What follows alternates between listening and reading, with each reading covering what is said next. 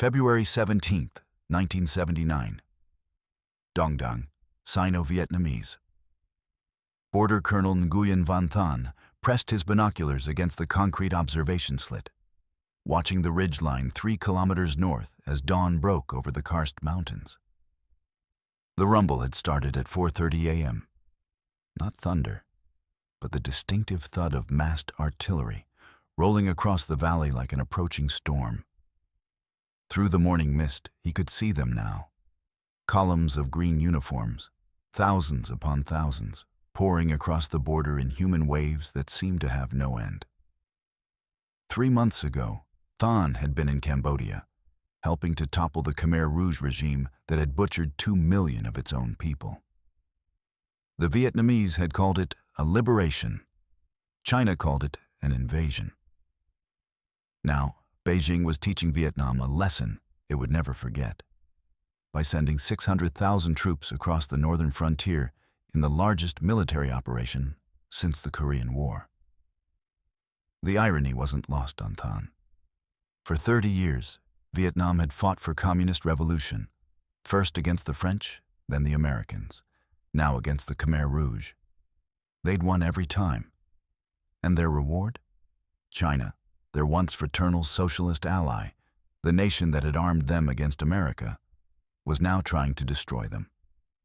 As Than watched the People's Liberation Army advance on his position, he understood what most of the world still couldn't grasp. The Cold War's ironclad rule about communist solidarity was shattering. Marx and Mao meant nothing when national interests collided. This wasn't about ideology anymore. It had never been. The first shells began landing at 6:15 a.m. The war between communist brothers had begun. In the interlocking crises of late 1978 and early 1979, every major power believed it understood what was happening, and every one of them was partially wrong. In Hanoi, the Vietnamese Politburo saw Cambodia through the lens of survival. Khmer Rouge forces had been conducting increasingly savage cross-border raids since 1975, massacring entire Vietnamese villages. They came at dawn, recalled survivor Nguyen Thi Than from Ba Chuk village, where Khmer Rouge troops killed 3,157 civilians in April 1978. They killed babies by smashing them against trees. They told us this was revolutionary justice. The raids weren't random violence. Pol Pot explicitly sought to reclaim the Mekong Delta, which he considered stolen Cambodian territory. Vietnamese General Secretary Le Duan believed intervention was both necessary and righteous. "We have no choice," he told the Politburo in November 1978. "The Khmer Rouge will not stop. They have made Cambodia a base for aggression against Vietnam. We must remove them, establish a friendly government, and create a buffer zone." The Vietnamese genuinely believed they were liberating Cambodia from genocide. They also believed China, despite its protests, would ultimately accept a fait accompli. After all, Vietnam and China were both communist states. Both had fought imperialism. Surely Beijing would understand strategic necessity.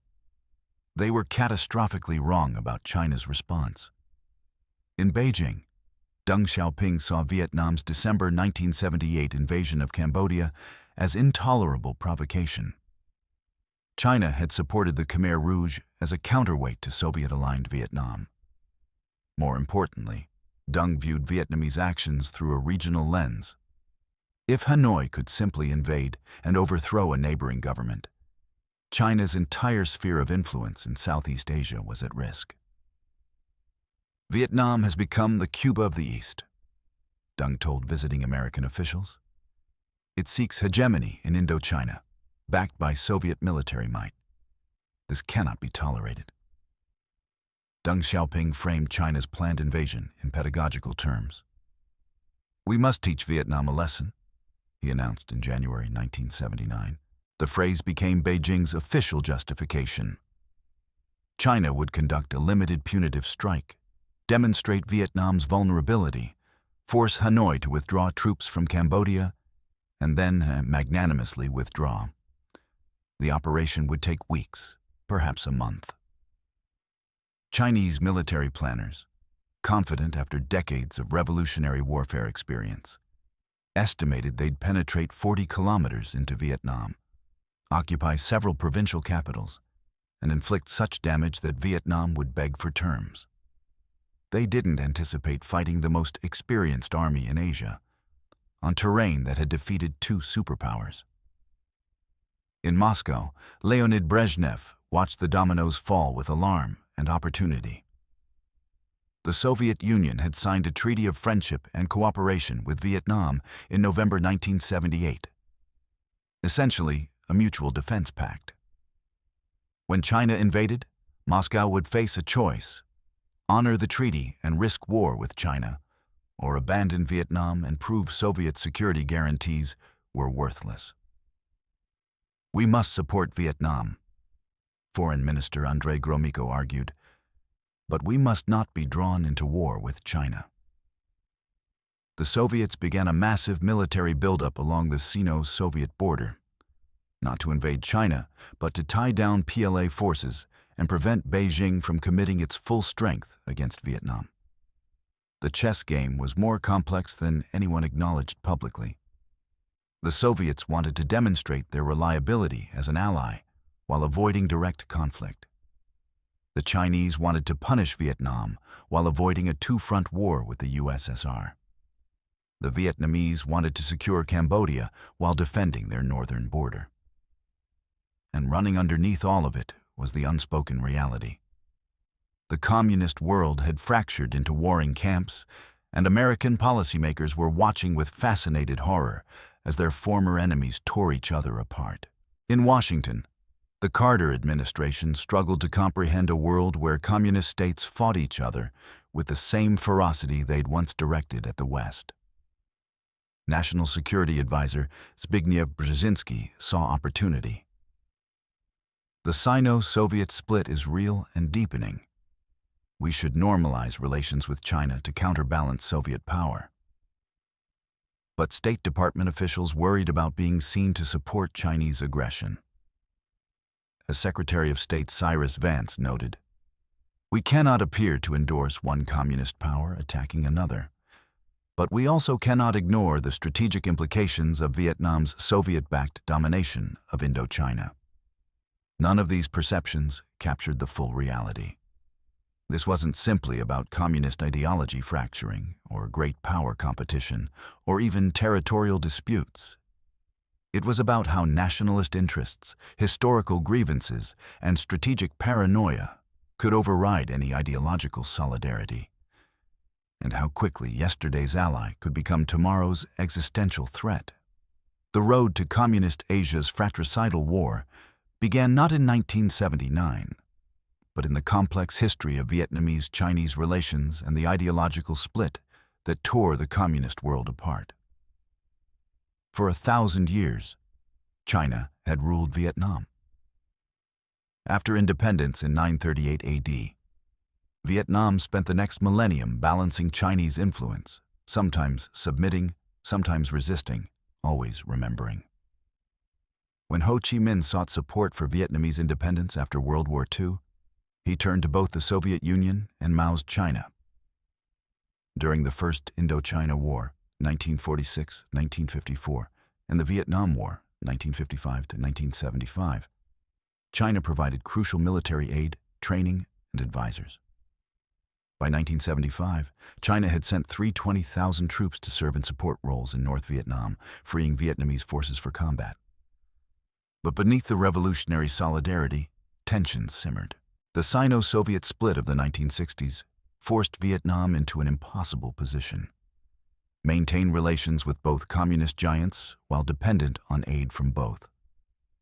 As American historian Odd Arne Westad notes, Vietnam tried to be non-aligned within the communist world, an impossible stance that satisfied no one. The trigger for open conflict was Cambodia. After the Khmer Rouge seized power in 1975, Pol Pot, deeply paranoid and ideologically rigid, aligned Cambodia firmly with China against Soviet-backed Vietnam. His regime wasn't merely brutal domestically, it began probing Vietnam's borders almost immediately. The Khmer Rouge raids were systematic and horrifying, recalls Colonel Bui Tin, a Vietnamese military officer. They didn't just attack military targets. They slaughtered civilians in border villages, then retreated into Cambodia. It was a deliberate strategy to bleed us. By 1977, the raids had escalated dramatically. Khmer Rouge forces penetrated up to 10 kilometers into Vietnamese territory, killing thousands of civilians. Pol Pot's ultimate aim was to reclaim the Mekong Delta, historically Cambodian territory absorbed by Vietnam centuries ago. "We must reconquer our land," Pol Pot declared in a 1977 speech. "The Vietnamese are hereditary enemies." Vietnam's response evolved gradually. Initial border clashes in 1977 involved limited Vietnamese counter-raids. By mid-1978, Vietnamese forces began conducting larger operations, sometimes holding Cambodian territory for weeks before withdrawing. The Politburo in Hanoi debated intensely. Could they tolerate the Khmer Rouge indefinitely? Would overthrowing Pol Pot bring Chinese retaliation? Was there a middle path?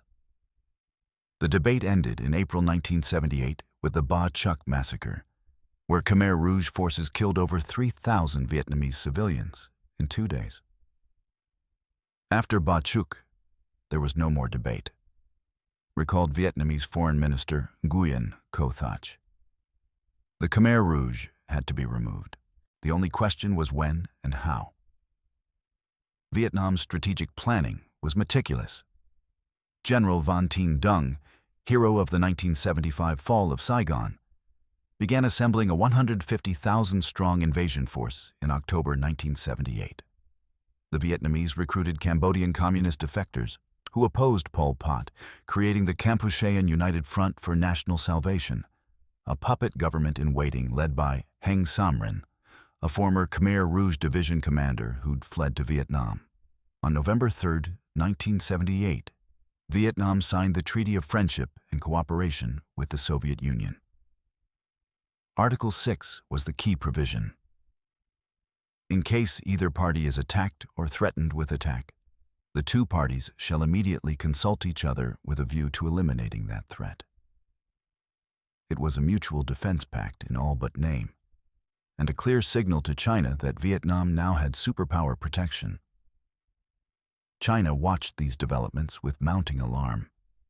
Deng Xiaoping, consolidating power after Mao's death in 1976, saw Vietnam's moves as part of a Soviet strategy to encircle China. "Moscow is building an arc of containment," he told the Politburo. "Vietnam in the south, Mongolia in the north, Soviet forces in the west. If we allow Vietnam to dominate Indochina unopposed, we confirm China's weakness." Deng's warning to Vietnam was explicit. In November 1978, he told visiting Vietnamese officials that invading Cambodia would be an unfriendly act with serious consequences. The Vietnamese ignored him. On December 25, 1978, Christmas Day, chosen precisely because the West would be distracted, 150,000 Vietnamese troops crossed into Cambodia in a lightning offensive. The invasion was brutally efficient. Vietnamese forces, veterans of 30 years of warfare, overwhelmed the Khmer Rouge in 2 weeks. Phnom Penh fell on January 7, 1979. Pol Pot's forces fled to the Thai border. The Vietnamese installed Heng Samrin as the new leader of the People's Republic of Kampuchea and began the grim task of documenting the genocide. "We found the killing fields, the mass graves, the torture centers," recalled Vietnamese officer Nguyen Van Thai. "The scale was beyond comprehension. 2 million dead. We'd expected a brutal regime. We hadn't expected industrialized mass murder." But Vietnam's quick victory created a new problem. China now faced a fait accompli. A Soviet-aligned Vietnam controlled all of Indochina. The question in Beijing was no longer whether to respond, but how severely. Deng Xiaoping made his decision in January 1979. Vietnam must be taught a lesson, he announced. A limited strike will demonstrate their vulnerability and force them to withdraw from Cambodia. On January 28th, Deng visited Washington to normalize U.S.-China relations. He informed President Jimmy Carter of his plans, not seeking permission, but ensuring the Americans understood China's strategic logic. Carter privately advised against it, but didn't object strenuously. The Americans, after all, had no love for Soviet-backed Vietnam. The stage was set for a war that would shatter the myth of communist unity and demonstrate that in international relations, national interest trumps ideology every time. February 17, 1979, 4:30 a.m. Along a 1,400-kilometer front from Yunnan to Guangxi Province, Chinese artillery opened fire simultaneously.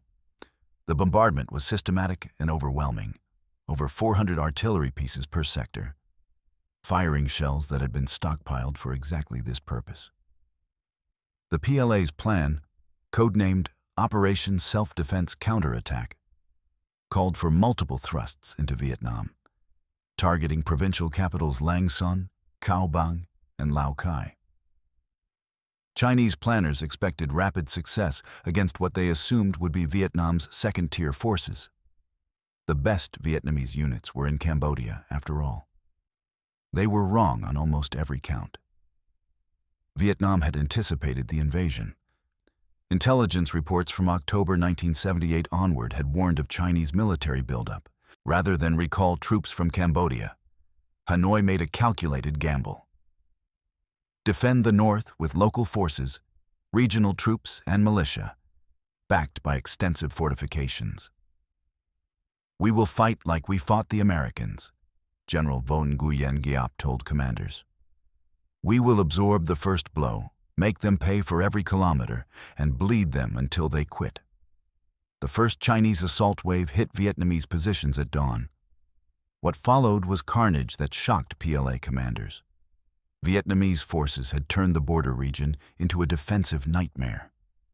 Multiple trench lines, concrete bunkers, pre-registered artillery coordinates, minefields, and interlocking fields of fire. "It was like attacking a fortress," recalled Chinese veteran Chen Wei. "Every hill had bunkers. Every village was defended. They knew the terrain perfectly." The town of Dong Dang, a key objective on the road to Lang Son, became the first indicator that this wouldn't be the quick lesson Beijing expected. Chinese forces from the 41st Army attacked with overwhelming numerical superiority, roughly 60,000 troops against 3,000 Vietnamese defenders. The Vietnamese, heavily outnumbered, fought with fanatical determination. "We held for 5 days," recalled Vietnamese Captain Tran Van Thang. "We knew if we broke, they'd reach Lang Son, so we didn't break." The Chinese eventually took Dong Dang on February 22nd, but at devastating cost. Chinese casualties in that single battle approached 2,000 dead. Vietnamese casualties were roughly 800. The kill ratio was the opposite of what PLA planners had projected. Lang Son, February 27 to March 5th. The provincial capital of Lang Son, just 10 kilometers from the border, became the symbolic heart of the war. The city had a population of 50,000 and sat astride Highway 1, the main route to Hanoi. If China could seize and hold Lang Son, they could credibly claim to threaten the Vietnamese capital. Chinese forces surrounded Lang Son by February 27th, but taking the city proved nightmarish. Vietnamese defenders used classic urban warfare tactics: sniper positions, booby traps, improvised explosive devices, and ambushes from buildings. "Every house was a bunker, every street a killing ground," wrote Chinese journalist Zhang Ming, who accompanied PLA forces. "Our troops had never trained for this kind of fighting. They took terrible casualties." The battle raged for 6 days. Chinese forces used overwhelming firepower, essentially leveling sections of the city with artillery and rockets. By March 5th, they'd occupied the ruins. But Vietnamese forces had withdrawn in good order, preserving their units for counterattacks. The Chinese claimed victory. But as Colonel Nguyen Van Thuan noted, they won a destroyed city at horrific cost, and they still couldn't advance further. This wasn't victory. This was stalemate painted as success. The broader offensive showed similar patterns. Chinese forces captured Chaobang on February 27th and Lao Cai on March 2nd.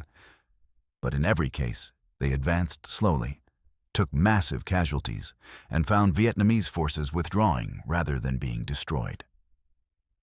The PLA's problems were multiple.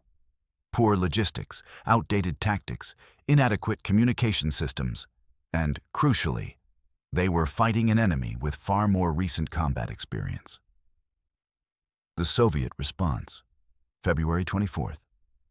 While the Chinese struggled in Vietnam, the Soviet Union mobilized along the Sino-Soviet border.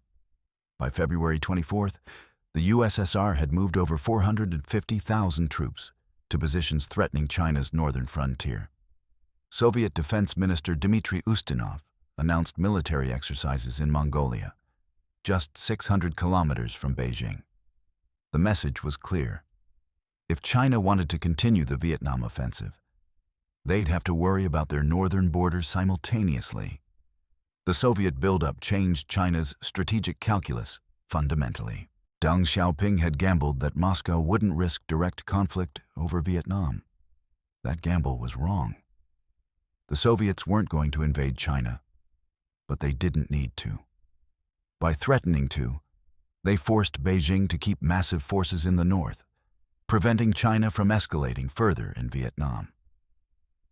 We realized by late February that we couldn't achieve our objectives, a Chinese military planner admitted in a 1980s memoir. We couldn't force Vietnam out of Cambodia. We couldn't occupy significant Vietnamese territory, and we couldn't risk a two-front war with the Soviet Union. The withdrawal decision, March 5th, on March 5, 1979, China announced it was withdrawing its forces, having accomplished all its goals. The announcement was pure face-saving propaganda. Chinese forces began pulling back on March 6th, and by March 16th, the last PLA troops had crossed back into China, taking with them everything they could carry, including industrial equipment, railway tracks, and even electrical wiring from Vietnamese towns. The lesson China intended to teach Vietnam had backfired. Instead of demonstrating Vietnamese weakness, the war had revealed serious problems in PLA capabilities. Instead of forcing Vietnam to withdraw from Cambodia, it had strengthened Vietnamese resolve to stay. And instead of intimidating other Southeast Asian nations, it had shown that Vietnam could fight both in Cambodia and defend its northern border simultaneously. Vietnamese losses were significant, approximately 20,000 to 30,000 killed, 50,000 wounded. But Chinese losses were catastrophic. Estimates range from $26,000 to 63,000 killed, the exact number remains classified, and $100,000 and 150,000 wounded. The kill ratio was roughly 1.2 in Vietnam's favor, a devastating outcome for an army with overwhelming numerical and material superiority. Cambodia, the forgotten theater. While the Sino-Vietnamese War dominated headlines, the campaign in Cambodia continued. Vietnamese forces spent early 1979 systematically destroying Khmer Rouge base areas along the Thai border. By March 1979, Vietnamese troops controlled every major Cambodian city and most population centers. Pol Pot's forces were reduced to guerrilla warfare from jungle sanctuaries. But Cambodia wouldn't be a quick fix. The Vietnamese occupation would last until 1989. 10 years of counterinsurgency warfare against Khmer Rouge remnants supported by China and, incongruously, the United States and other Western powers who opposed Vietnamese expansion more than they opposed Pol Pot's genocide. We stopped a genocide, and the world punished us for it, Vietnamese Foreign Minister Nguyen Co Thach said bitterly in 1985. China supported the killers, America supported the killers, and we were called the aggressors. Vietnam's strategic adaptation, 1979-1989. The simultaneous two-front war forced Vietnam to make fundamental strategic adjustments. The most significant was the decision to maintain a 200,000-strong occupation force in Cambodia indefinitely, while keeping 600,000 troops on the northern border facing China. This military burden, combined with international economic sanctions, nearly bankrupted Vietnam. The Vietnamese adapted their Cambodia strategy from conventional warfare to long-term counterinsurgency. By 1980, they'd established a network of fortified bases, trained a new Cambodian army loyal to the Heng Samrin government, and implemented a systematic pacification program. We were doing in Cambodia what the Americans tried to do in Vietnam, acknowledged Colonel Bui Tin years later. The irony wasn't lost on us. The economic costs were staggering.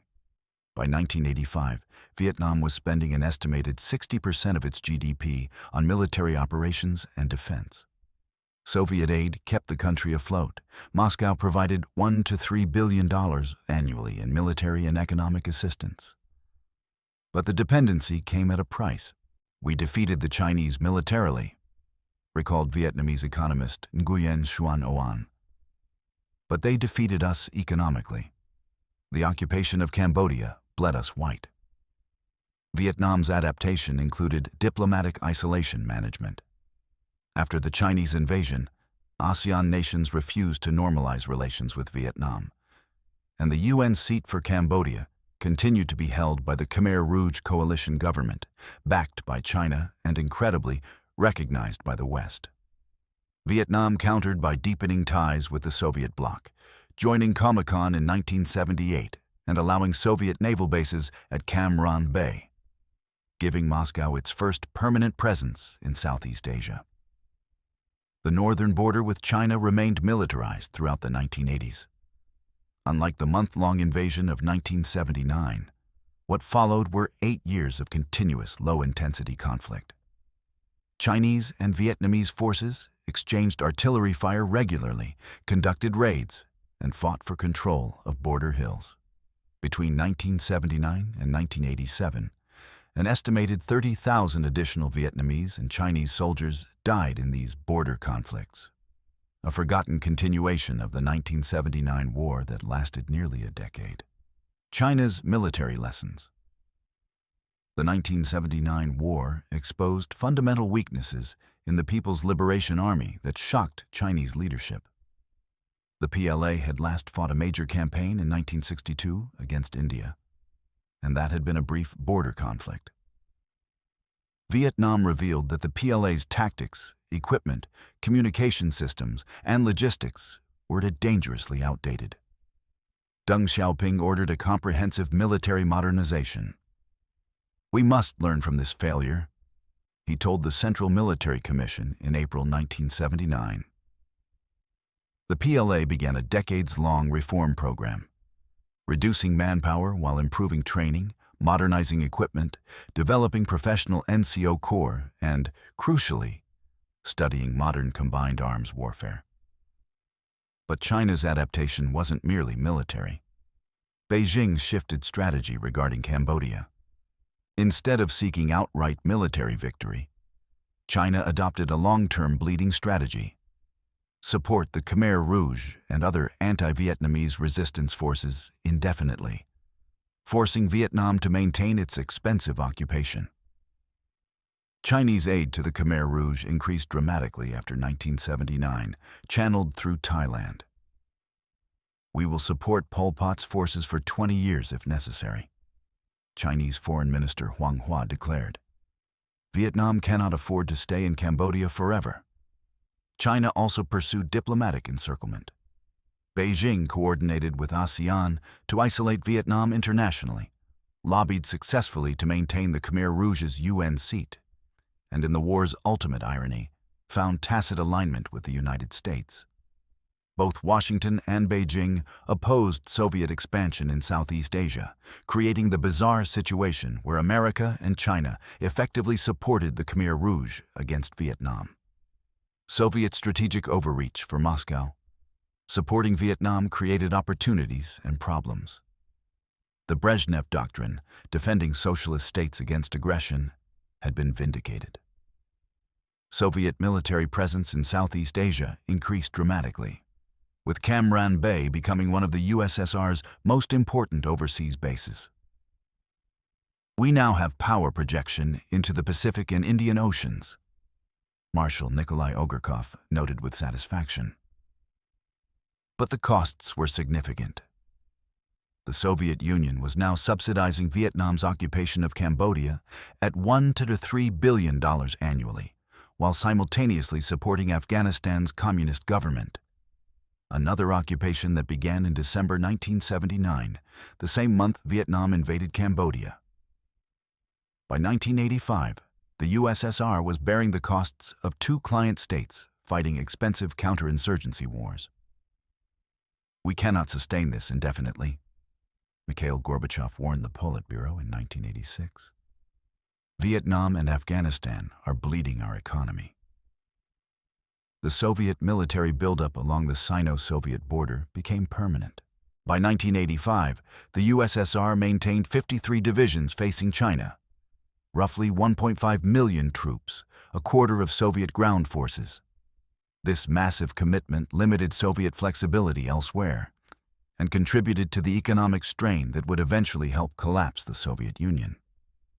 The ASEAN dilemma, Southeast Asian nations watched Vietnam's occupation of Cambodia with alarm.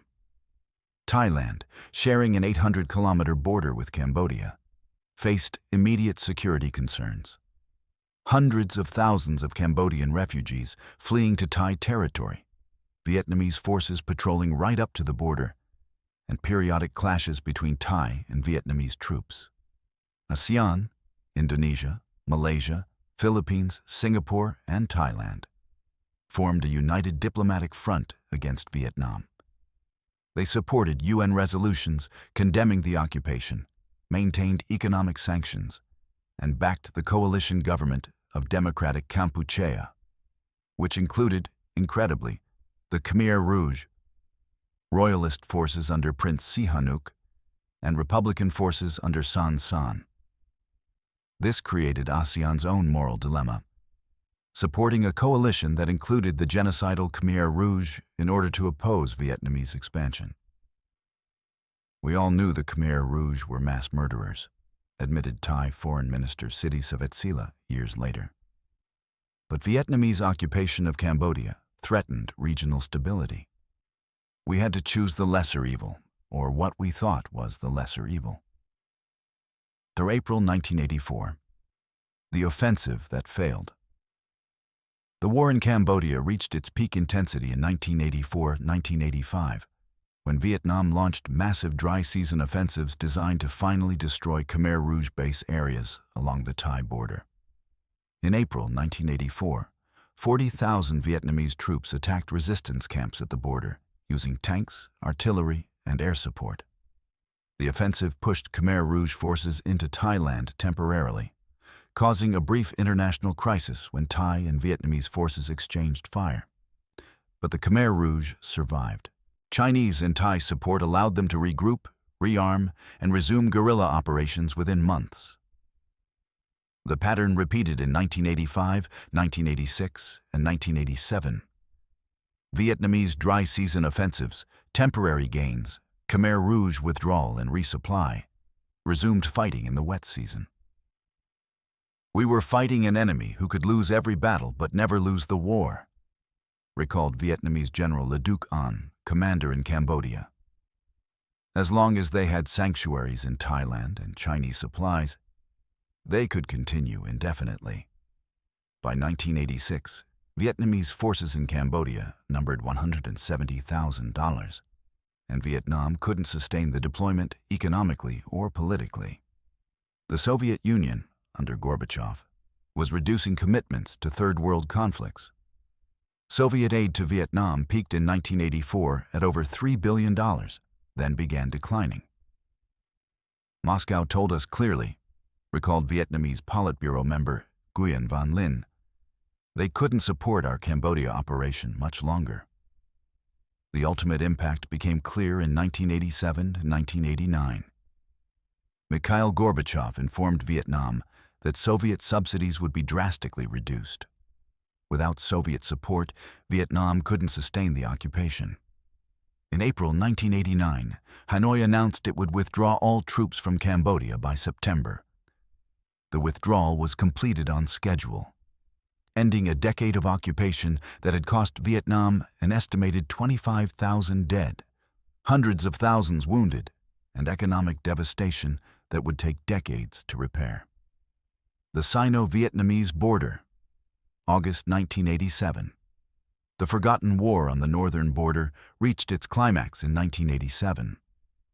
Between March and August, Chinese and Vietnamese forces fought intense battles for control of several strategic hills in Vie Chu Yen district near the border.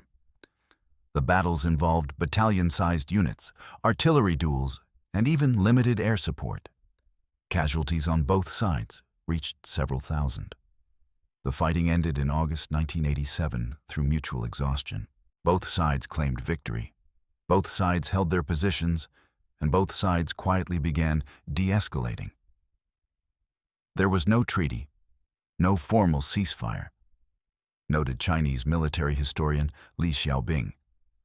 Both sides simply stopped because continuing served no purpose. The final toll of 8 years of border conflict, 1979-1987. Approximately 30,000 additional Vietnamese killed, 50,000 wounded. Chinese losses estimated at 35,000 killed, 60,000 wounded. These casualties, larger than the 1979 war itself, are rarely discussed in histories of the conflict. Yet they represented a continuous bleeding of both nations for nearly a decade. The human cost, statistics with faces, the combined wars, Vietnam's invasion of Cambodia, China's invasion of Vietnam, Cambodia's occupation, and the 8-year border conflict, produced devastating human costs. Vietnamese military dead, 45,000, 55,000, all theaters, 1978, 1989. Chinese military dead, $60,000, 100,000, including border conflicts through 1987. Khmer Rouge casualties, estimated $30,000, 50,000 military deaths. Cambodian civilian deaths during Vietnamese occupation, estimated $50,000, 100,000, from continued fighting, landmines, starvation. Behind these statistics were individual tragedies. Vietnamese veteran Pham Van Dong, who fought in both Cambodia and the northern border, reflected, "I survived 30 years of war. French, Americans, Cambodians, Chinese. I saw friends die fighting for communism against capitalism. Then I saw them die fighting for communism against communism. In the end, they were just dead." The economic destruction was equally severe. Vietnam's economy contracted in the 1980s despite nominal GDP growth. The occupation consumed resources faster than the economy could generate them. By 1989, Vietnam was one of the poorest countries on earth, with per capita GDP around $200 annually. Inflation reached 700% in 1986. "We won the war and lost the peace," became a bitter Vietnamese saying. Cambodia suffered worst of all after enduring the Khmer Rouge genocide, 1975 to 1979. Cambodians then endured a decade of occupation and civil war. An estimated 1 to 2 million landmines were laid during this period, giving Cambodia the highest percentage of amputees per capita of any nation on earth. "The Khmer Rouge killed our past," a Cambodian woman told relief workers in 1990. "The occupation destroyed our present. We had no future left." The Cambodian-Vietnamese-Chinese conflicts of 1978-1989 shattered several fundamental assumptions about the Cold War world.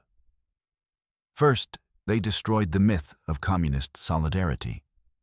Marx's "Workers of the World, Unite" had given way to nationalist wars between socialist states more bitter than any fought against capitalist enemies. As historian Odd Arne Westad observed, the wars proved that communism as an international ideology was dead. What remained were communist-led nation-states pursuing traditional national interests. Second, they revealed the limits of superpower influence. Neither the Soviet Union nor the United States could control their regional allies. Moscow couldn't prevent Vietnam from invading Cambodia or persuade China not to retaliate. Washington couldn't stop China's invasion and found itself in the awkward position of tacitly supporting the Khmer Rouge, the regime responsible for one of the 20th century's worst genocides, because opposing Vietnamese expansion mattered more than stopping mass murder. Third, they demonstrated that military victory doesn't guarantee strategic success. Vietnam won every battle in Cambodia and defeated China's invasion, but the economic and political costs nearly destroyed the country. China lost the military campaign but achieved its strategic goal. Vietnam couldn't sustain the Cambodia occupation indefinitely. As Deng Xiaoping noted in 1985, "We taught Vietnam a lesson not in 1 month, but over 10 years. They won battles, but lost the war." The conflicts also accelerated the end of the Cold War itself. The Soviet Union's subsidies to Vietnam contributed to the economic crisis that led to glasnost and perestroika. Vietnam's economic collapse forced market reforms, deux mois, in 1986, beginning its transformation from socialist orthodoxy to market capitalism. China's humiliation in 1979 accelerated military modernization and economic reforms that would eventually make it a global superpower. The human legacy remains.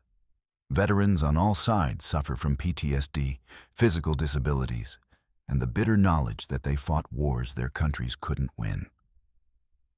Cambodia's landscape is still poisoned by millions of unexploded landmines. Vietnam's economy didn't recover from the 1980s collapse until the late 1990s. Sino-Vietnamese relations remained hostile until normalization in 1991, and mutual suspicion continues today. Perhaps the final assessment belongs to Colonel Nguyen Van Thanh, standing at that observation post in February 1979, watching Chinese troops advance. In a 2009 interview, 50 years after he first joined the army, he reflected, "I fought for Vietnamese independence against the French.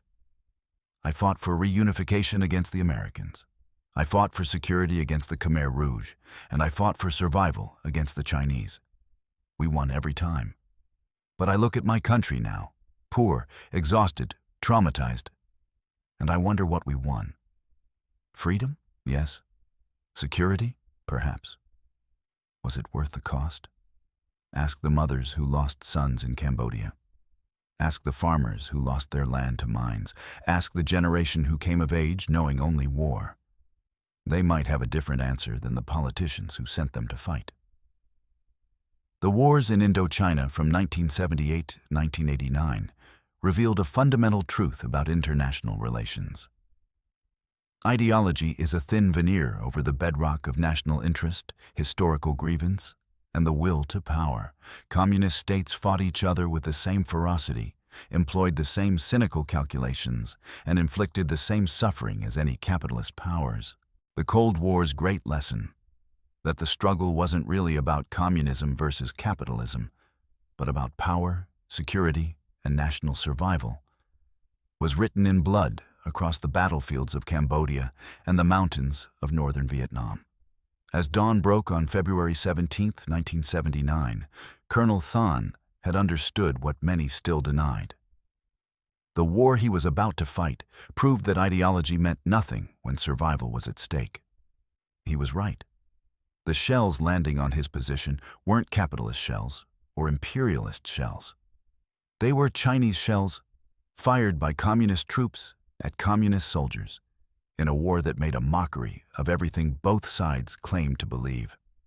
The tragedy was that it took hundreds of thousands of deaths for the world to learn what he already knew.